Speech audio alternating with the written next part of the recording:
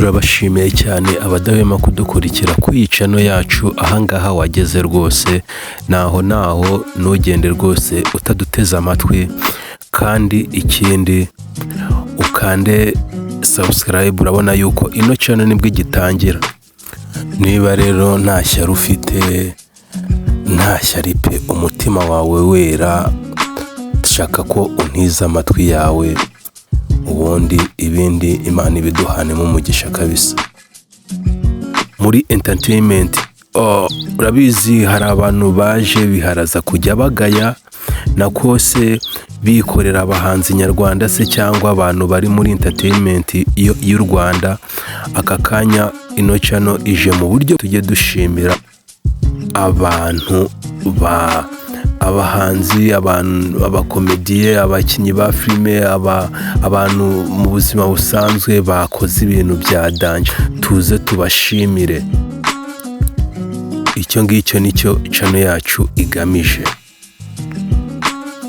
Aka kanya tugiye gushimira umugabo bita Ndimbati. Ndimbati ni umugabo wa danje, wakoze ibintu bya danje. Urabizi ejo bundi haba urupfu rw'ura mu baby bita Dorimbogo. Ndimbati ngo yakoze ibintu bya danje byatari. yagaragaje ubwitange hariya hantu, ngo yaritanze byatari, buri kimwe cyose kijyamo nk'umuntu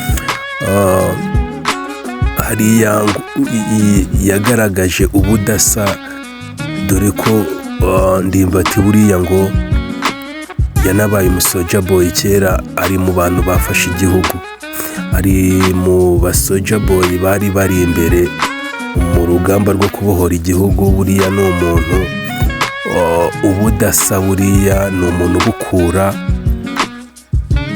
mu gisoja boy cy'u Rwanda. Buriya bwitange afite, buriya ababyeyi be babigizemo uruhare cyane. Buriya ngo imfura igenda nka se, cyangwa se umuntu ibyiza akora cyangwa se ibibakora usanga hari ahantu abikomora. Ariko ntekereza yuko igisirikare cy'u Rwanda yari arimo icyo gihe, bitewe na siroga bari bafite, nacyo cyakarishye ibyo turi kumubonana uyu munsi. Ni umuntu wa danje, turamushimira cyane. Ibintu yakoze ni ibintu byatari. Yakomeje no kwitanga. Buriya ngo Ndimbati anagifunze, buriya azira ibintu biri aho ngaho bya fake biri aho.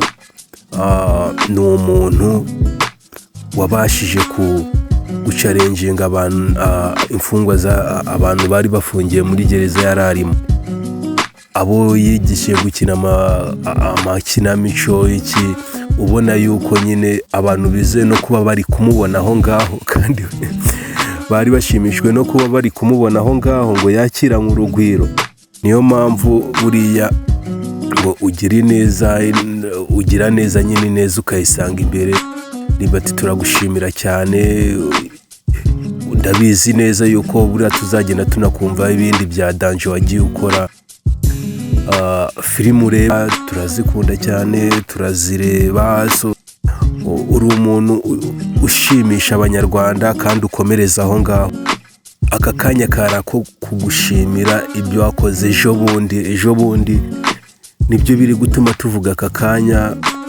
Kandi Imana iguha umugisha cyane, Imana iguha umugisha, ikomeze kugenda imbere mu mirimo ya buri munsi, muri filime ukora, kuri channel yawe bita Ndimbati. Imana ikomeze kugenda imbere. Mu by'ukuri uri umuntu udasanzwe, uri umuntu u Rwanda rukeneye, uri umuntu turi kureba tukabona yuko uzakora n'ibindi bintu birenze. Hagati aho ngaho rero Ndimbati buriya ni wa muntu nyine uhora yisekera, ni wa muntu utagira mukushi ku mutima. Ugira umutima mubi cyane byatari, utamenya ngo umutima umeze gute. Ndimbati akaba nyine ari wa muntu ushobora kugera nk'ahantu nyine akaganira n'abafana ibyo bintu mu bahanzi akenshi no muri sinema nyarwanda uzasanga bagera ahantu umusitari atitaye ku mufana, ariko ibyo Ndimbati ntajya abigira, ibyo ntabwo ajya abigira. Ndimbati ntajya agira ibyo bintu byo, ubona ari umuntu uhora wisekera, ushaka kuganira n'abafana nyine cyane,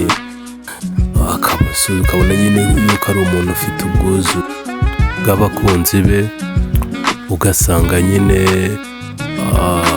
arashaka nawe kubavugisha, nawe bashaka kumuvugisha, ubona bamukunze cyane.